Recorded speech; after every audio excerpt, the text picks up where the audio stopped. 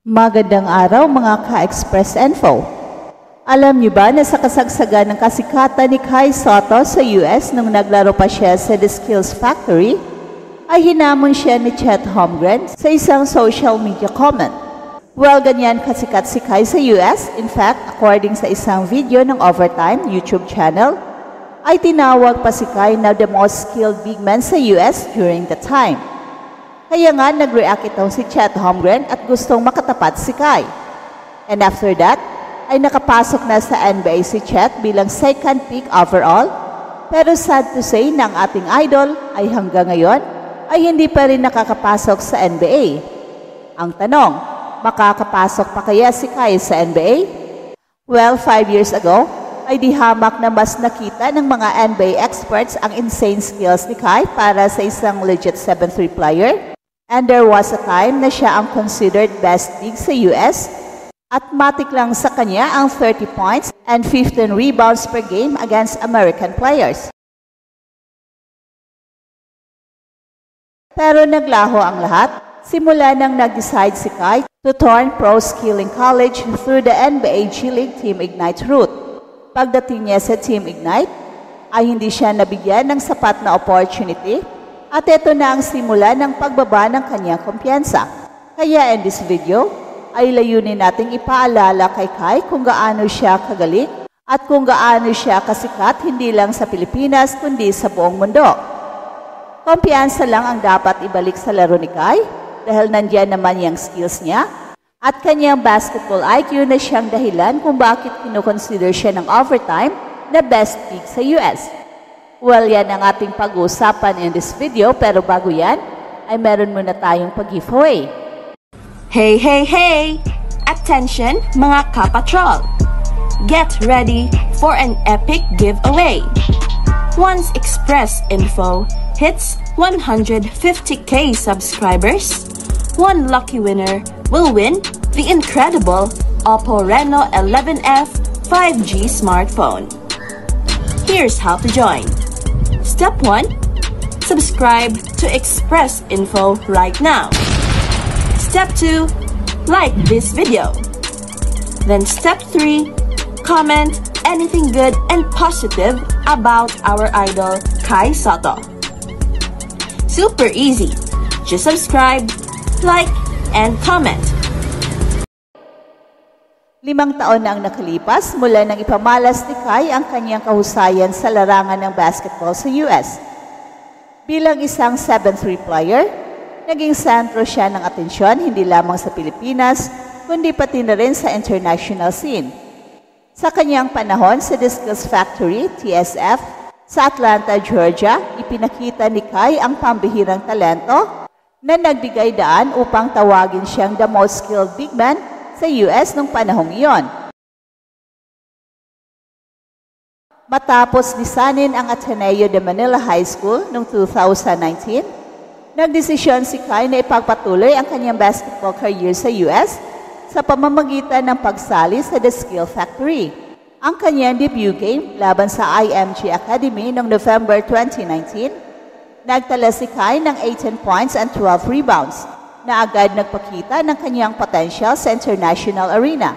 At sa sumunod na King Invitational Tournament noong January 2020, hinirang siyang MVP matapos nag-average ng 27 points, 10.6 rebounds, 4.3 blocks, and 3 assists sa 3 laro. Ang mga numerong ito ay patunay ng kanyang dominasyon sa court at ng kanyang kakayahang makipagsabayan sa mga pinakamahusay na manlalaro sa US. Si Kai ay isa sa mga pinaka-prominenteng basketballista mula sa Pilipinas at ang kanyang kahangahangang pagganap ay nagbigay daan upang mapansin siya ng iba't ibang media outlets.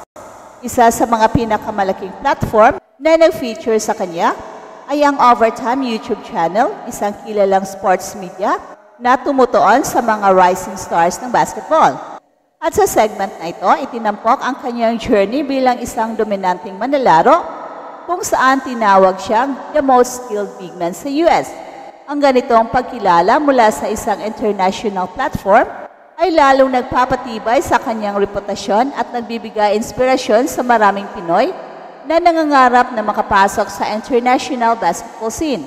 At bukod sa media exposure, lalo pang tumindi ang hype ni Kai nang napansin siya sa iba pang mga top prospects sa basketball.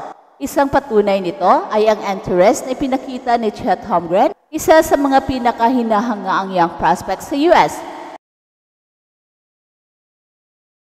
Si Chet Holmgren, na kalaunan ay naging second overall pick sa NBA draft, ay hayagang nagpakita ng kagustuhang makaharap si Kai sa court sa pamamagitan ng isang social media comment.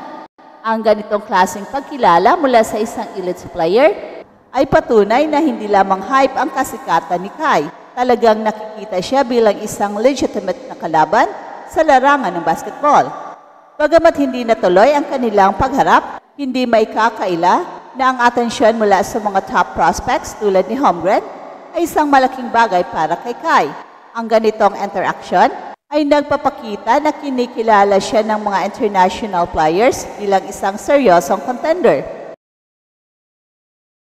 Hindi lahat ng mga young prospects ay nakakuha ng ganitong antas ng respeto, lalo na mula sa mga inaasahang maging top pick sa NBA draft. Sa simpleng pagpahayag ni Chet Holmgren ng kanyang interest na labanan si Kai, ipinakita nito na hindi lamang siya isang foreign player sa US basketball scene, kundi isa ring tunay na threat sa loob ng court. Sa kabila ng lahat ng ito, patuloy pa rin ang pagsisikap ni Kai upang mapalakas ang kanyang laro at makamit ang kanyang ultimate goal, ang maging unang full-blooded Pinoy na makapaglaro sa NBA. Ang ganitong uri ng exposure at pagkilala ay nagdadala ng parehong pressure at motivation sa kanya. Ang pagkilala mula sa media at iba pang top players ay patunay na siya ay isang rising star na dapat abangan.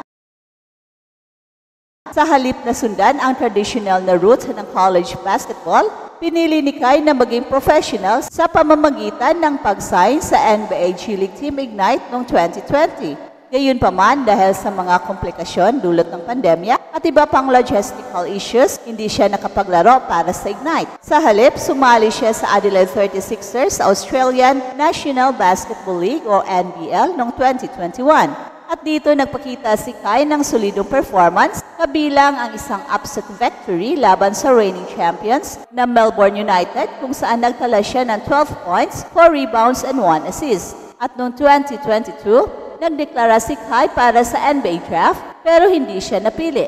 Sa kabila nito, hindi siya nawalan ng pag-asa at patuloy na nagtrabaho upang mapabuti ang kanyang laro. Sumali siya sa Hiroshima Dragonflies sa Japan B-League noong 2023 kung saan muli niyang ipinakita ang kanyang kakayahan. Kabilang ang isang double-double performance na may 21 points and 12 rebounds laban sa Ibaraki Robots. Sa kabila ng mga hamon, nananatili ang kanyang pangarap na makapasok sa NBA na ipakita sa kanyang paglahok sa NBA Summer League kasama ang Orlando Magic noong 2023.